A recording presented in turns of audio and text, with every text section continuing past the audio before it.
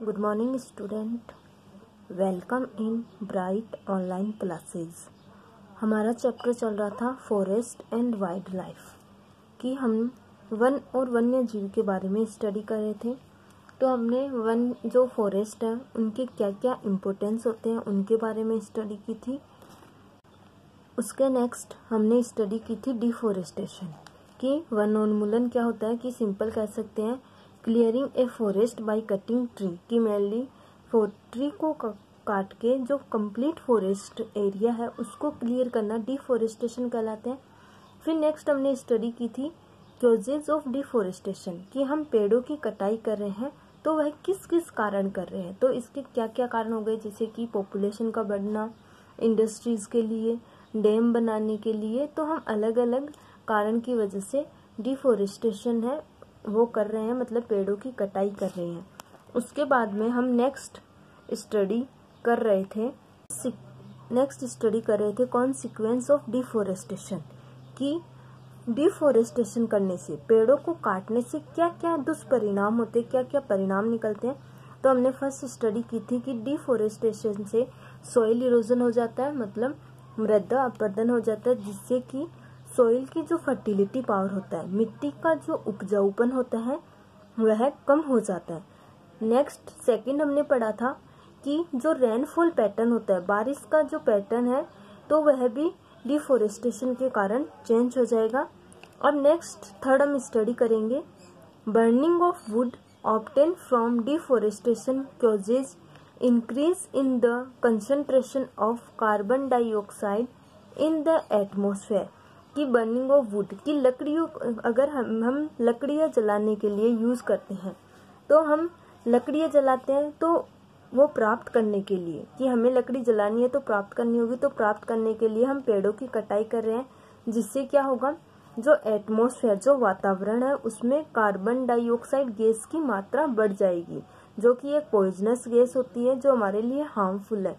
तो पेड़ों की कटाई करने का एक कॉन्सिक्वेंस क्या हो गया कि अगर हम पेड़ की कटाई करेंगे तो हमारे एटमॉस्फेयर में, हमारे वातावरण में ज़्यादा से ज़्यादा कार्बन डाइऑक्साइड की मात्रा बढ़ जाएगी। Excess of carbon dioxide causes air pollution, और इन्वायरमेंट में, पर्यावरण में, हमारे वातावरण में, एटमॉस्फेयर में कार्बन डाइऑक्साइड गैस ज़्यादा होगी, जिससे कि एयर पोल्यूशन होगा, मतलब वायु प्रदूषण होगा। इसलिए हमें डिफॉरेस्टेशन को रोकना चाहिए, हमें पेड़ों की कटाई है नहीं करनी चाहिए। नेक्स्ट है क्या परिणाम होगा। Next, in the absence of tree of the forest the rain water flow faster causing flood condition, कि अगर प्लांट की एब्सेंस रहेगी, यहाँ लिखा हुआ एब्सेंस ऑफ ट्री, अगर प्लांट अनुपस्थित रहेंगे तो जो बारिश का पानी है, रेन वाटर है, वह फ्लो का मतलब होता है बहना, तो वह फास्ट, वह ज्यादा स्पीड से बह के जाएगा, जिससे कि फ्लड कंडीशन हो सकती है, मतलब बाढ़ आ सकती है। कि पेड़ होंगे तो पेड़ के अंदर जो पानी है वह स्टोर हो जाएगा, रुक जाएगी उनकी जड़ों के द्वारा, और जो आसपास की मिट्टी है वह पानी को ऑब्जर्व कर लेगी, अवशोषित कर लेगी। लेकिन अगर पेड़ नहीं रहेंगे, डिफॉरेस्टेशन के कारण हम जितने भी पेड़ होते हैं उनकी कटाई कर देते हैं, तो वह पानी है स्पीड से जाएगा और वहाँ पे बाढ़ आने की कंडीशन हो सकती है। इसलिए हमें पेड़ों को नहीं काटना चाहिए। अगर पेड़ को नहीं काटेंगे तो मेनली हमारे जो वाटर है वह भी स्टोर रहेगा, और अंडरग्राउंड वाटर है हमें टाइम टू टाइम उपलब्ध होता रहेगा। Next, deforestation causes adverse climatic change, climate होता है जलवायु, तो डिफॉरेस्टेशन पे हमारा जो जलवायु है, हमारा जो वातावरण है, उस पे एडवर्स इफेक्ट होता है, मतलब अपोजिट इफेक्ट होता है कि जिस मौसम में बारिश होनी चाहिए उस टाइम बारिश नहीं होती। तो हमने अभी पढ़ा है कि जो रेनफॉल पैटर्न होता है वह भी चेंज हो जाता है।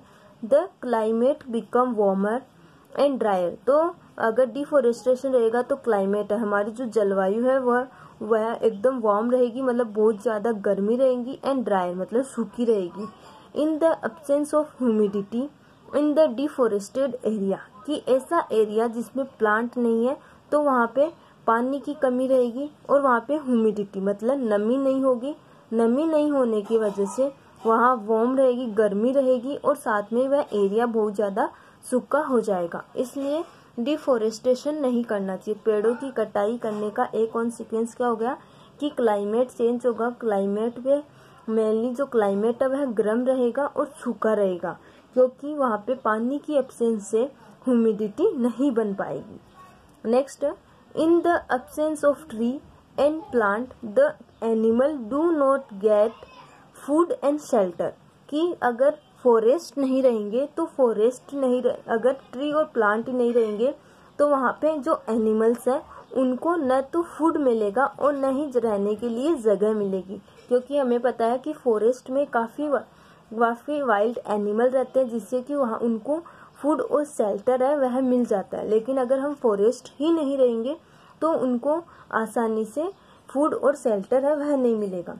तो हमने क्या पढ़ा है, कॉन्सिक्वेंस ऑफ डिफोरेस्टेशन की क्या क्या परिणाम हो सकते हैं, तो हमने स्टडी की है।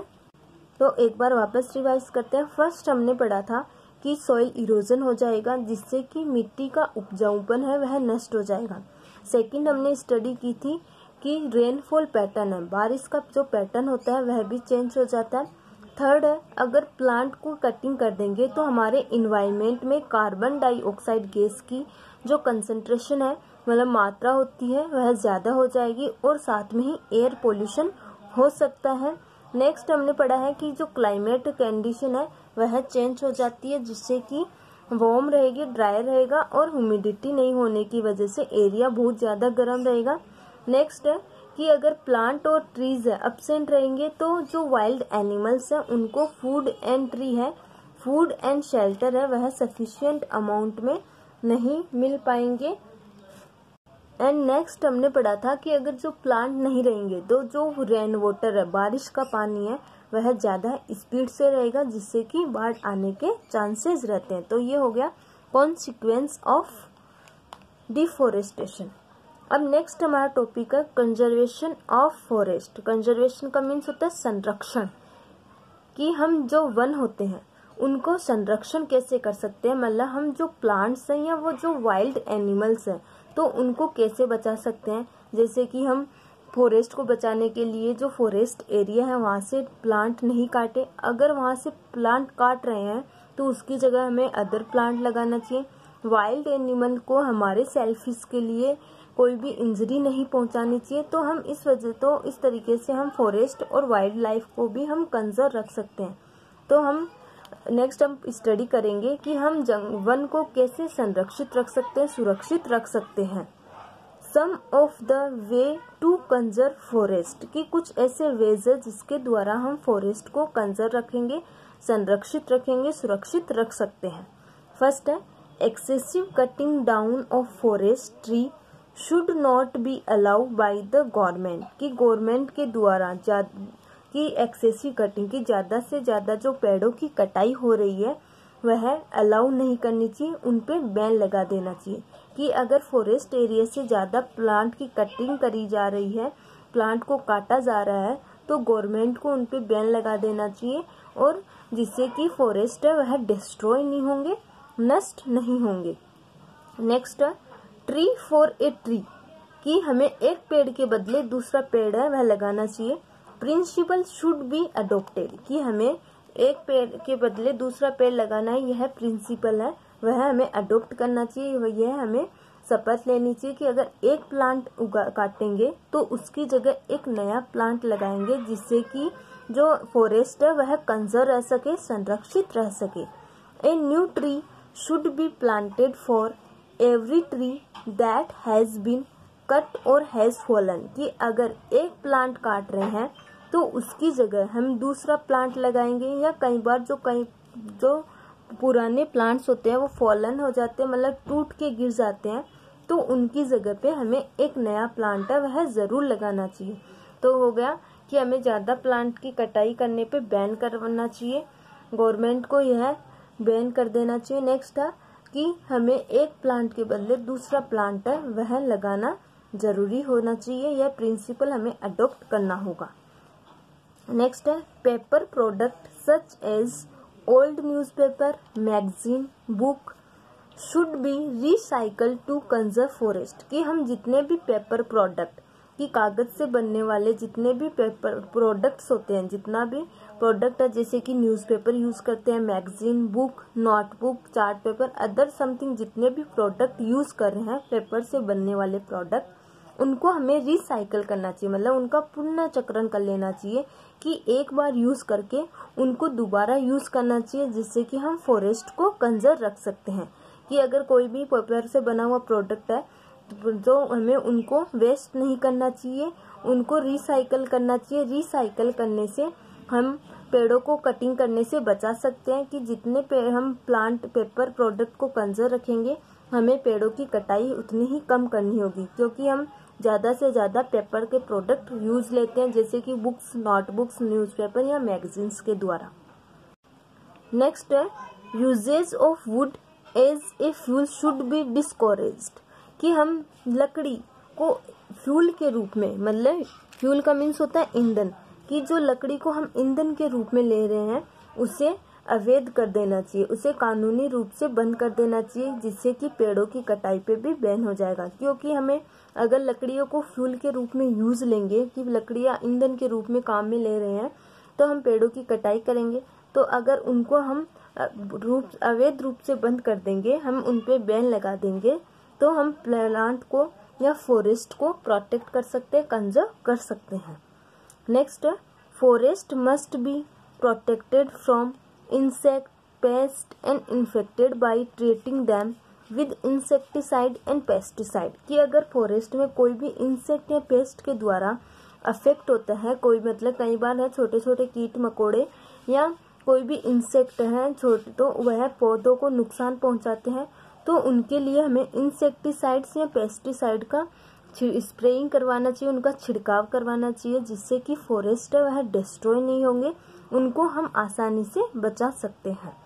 नेक्स्ट है strong legal action should be taken against individual for illegal deforestation, अगर कोई इलीगल डिफोरेस्टेशन कर रहा है, कि कोई लीगली रूप से, कानूनी रूप से कटाई करता है तो बैन नहीं है, लेकिन अगर कोई इलीगल रूप से पेड़ों की कटाई कर रहा है तो उस पर लीगल एक्शन लेना चाहिए और उसके खिलाफ हमें कार्रवाई करनी चाहिए कि वह पेड़ों की कटाई आगे से नहीं करे।